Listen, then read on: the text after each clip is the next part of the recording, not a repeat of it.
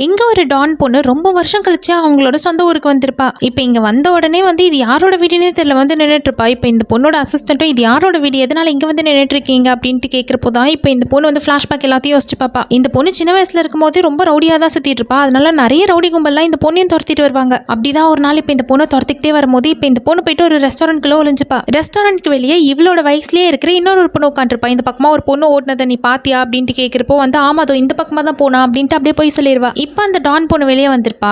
தேங்க்ஸ்ன்ட்டு ஒரு வார்த்தை கூட சொல்ல. அப்படியே போறப்போ வந்து இப்போ இந்த பொண்ணு கூப்பிட்டுருப்பா. என்ன காசு வேணுமா, அதுக்கு தானே கூப்பிடுற அப்படின்ட்டு இப்படி காசு தூக்கி போட்டிருப்பா. அதுக்கு அந்த பொண்ணு வந்து நான் காசுக்காகலாம் உன்னை கூப்பிடல, உனக்கு மூக்கில் அடிபட்டிருக்கு, இங்க வா நான் உனக்கு பேண்டேஜ் ஒட்டி விடுறேன் அப்படின்னு சொல்லியிருப்பா. யாருமே இந்த அளவுக்கு இந்த பொண்ணு இவ்வளோ கேரிங்கா பார்த்ததே கிடையாது. அதுல இருந்தே இப்போ இவங்க ரெண்டு பேருமே நல்ல ஃப்ரெண்ட்ஸ் ஆகிடுவாங்க. அப்படிதான் அந்த ரெஸ்டாரண்ட்ல இருக்க பொண்ணு வந்து ஒரு நாள் அப்படியே ரோட்ல நடந்து போயிட்டு இருக்கும்போது ஒருத்தன் வந்து வம்பு இழுத்துட்டு இருப்பான். ஆனா இவளோட ஃப்ரெண்டு தான் டான் ஆச்சு. அந்த டான் பொண்ணை பார்த்த உடனே எல்லாரும் பயந்து ஓடிடுறாங்க. அந்த ரெஸ்டாரண்ட்ல வேலை செஞ்சுட்டு இருந்த பொண்ணு வந்து நான் ரெஸ்டாரண்ட்லயே வேலை செய்யறேன், அது மட்டும் இல்லாம படிக்கவும் செய்யறேன், படிப்பு தான் எப்பவுமே உன்னை காப்பாற்றும், அதனால நீ படிக்கணும் அப்படின்னு சொல்லி கொடுத்துட்டு இருப்பா. ஆனா இந்த டான் பொண்ணுக்கு என்னதான் விழுந்து விழுந்து சொல்லி கொடுத்தாலும் சரி படிப்பு ஏறவே மாட்டேங்குது. அதனால அந்த டான் பொண்ணு எனக்கு வராத விஷயத்தெல்லாம் என்ன தொல்லை பண்ணிக்கிட்டே இருக்காது, எனக்கு பதிலாக நீ நல்லா படி, உனக்கு என்னெல்லாம் தேவை இருக்கோ அதெல்லாம் நான் பண்ணி கொடுக்குறேன் அப்படின்னு சொல்லியிருப்பா. கொஞ்ச நாளைக்கு எல்லாமே நல்லா தான் போயிட்டு இருந்துச்சு, ரொம்ப ஹாப்பியா தான் இருந்தாங்க. இப்போ இந்த டான் பொண்ணு எப்பவுமே இந்த ரெஸ்டாரண்ட்லேயே இருக்கிறதுனால ரவுடி கும்பல்லாம் பார்த்துட்டு தான் போயிருப்பாங்க. அதனால இப்போ அந்த டான் பொண்ணு வெளியே போயிருக்கப்போ இப்போ இந்த ரெஸ்டாரண்ட்டே அடிச்சிருவாங்க. அந்த டான் பொண்ணுக்கும் ஏகப்பட்ட எதிரிங்க இருப்பாங்க. அதுல சில பேர் தான் வந்து மரியாதையா அவளை எங்க கிட்ட வந்து சரண்டர் ஆகிட சொல்லு, இல்ல அவ்வளவுதான் அப்படின்னு சொல்லிட்டு எல்லாத்தையும் உடச்சிட்டு போயிருவாங்க.